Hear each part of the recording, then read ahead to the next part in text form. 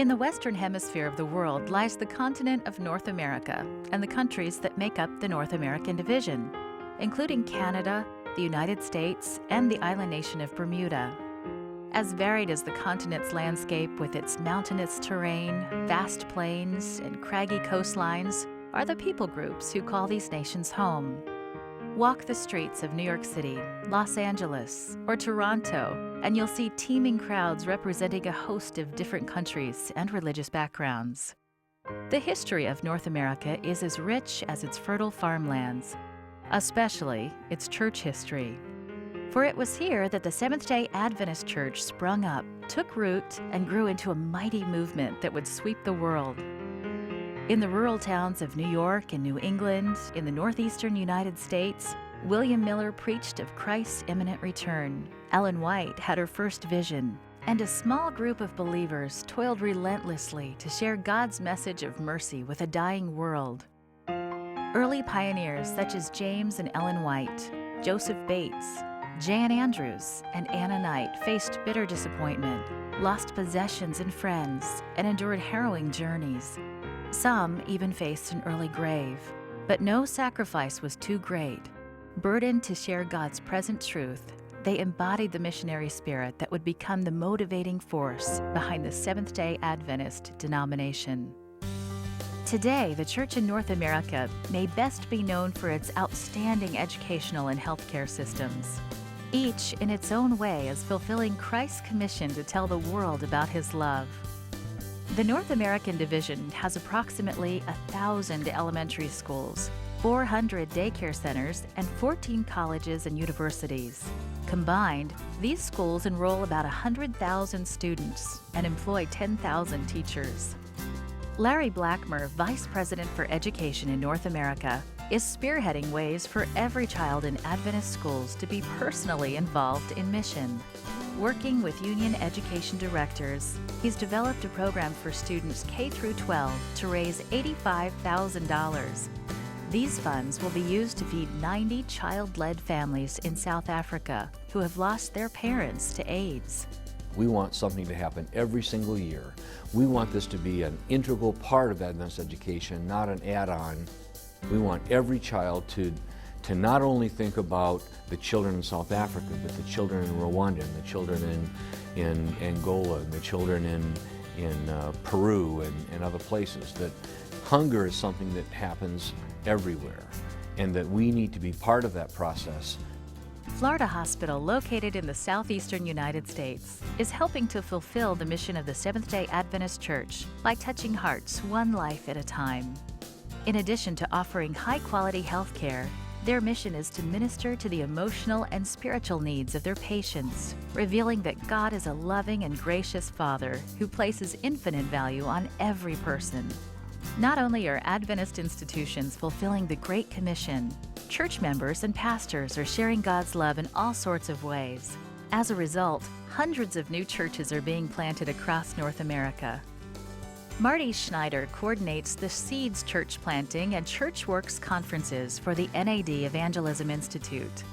Here in North America, evangelism is growing and becoming stronger because our members are becoming involved. Our pastors are getting excited about it. We are working through public evangelism, but not only public, personal, friendship evangelism, small groups. And church planting is on that evangelistic team as well. Since 1995, Seeds has helped plant more than 1,700 churches.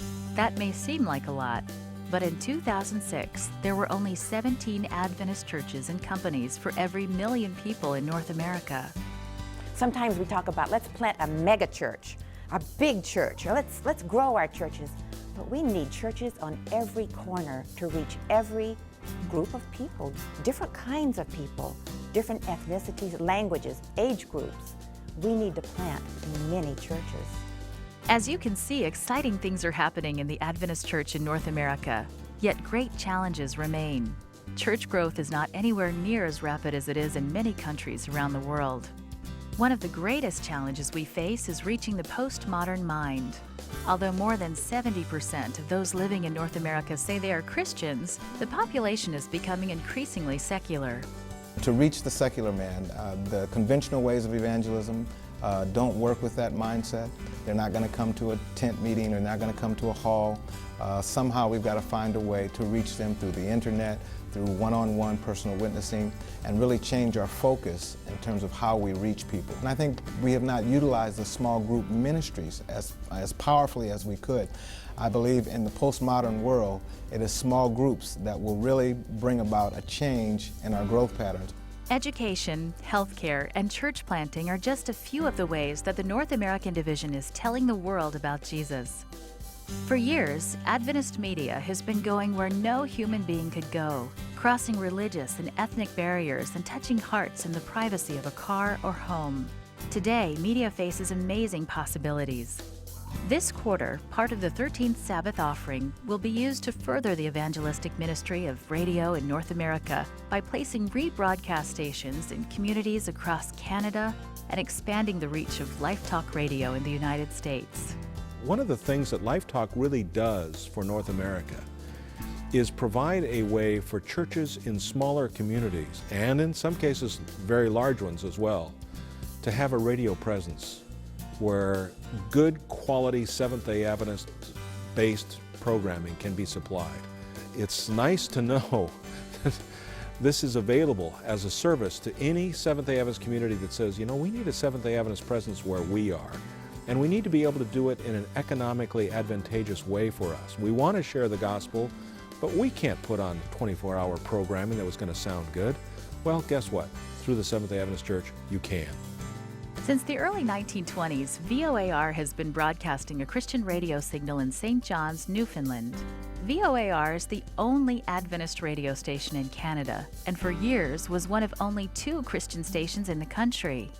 Until recently, Canadian laws were very restrictive when it came to religious broadcasting. But it is now possible to rebroadcast the VOAR signal across all of Canada through low-cost repeaters. This is a fantastic opportunity for sharing the good news.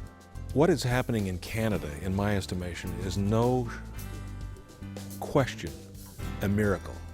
It's almost as if the Lord is saying, I'm putting this in place for a time yet to come, and when it does, this is going to be amazing. And this is amazing. I mean, when I first heard about this possibility, it almost brought tears to my eyes. Today, you've seen a glimpse of some of the challenges and opportunities facing the North American Division as it endeavors to share God's love. This quarter, would you please pray for 2 things? First, that God will make our hearts ache for those who don't know Him, that He'll empty us of the world and fill us with a passion for people. And please pray that God's Spirit will be poured out on the millions in North America, that their hearts may be open to receive Jesus as Lord. Thank you for your support of Mission and the 13th Sabbath offering.